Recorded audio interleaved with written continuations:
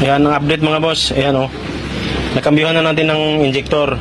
Isang piraso lang. Yan. Ito yung sira. Ito yung nakakabit kanina dyan.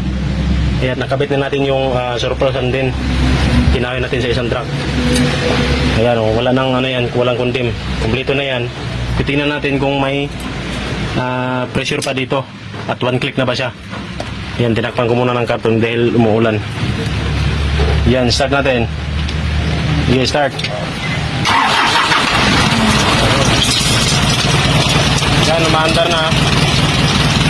Tingnan natin dito sa return kung malakas ang return. Yan. Wala. Kanina hindi mo mapipigilan to. Ngayon napipigilan na oh. Wala nang sumisirit. Yan. Ganito, normal na to ang return nito. Yan. Nadali natin yung sira. Isang injector lang. Good na mga boss, good. Yan lang po mag-diagnose ng sirang injector na hindi na natin baklasin 4 para dadalhin lang doon sa calibration. Yan na lang kasimple. Nakatipid pa yung may-ari. Okay, salamat sa panonood.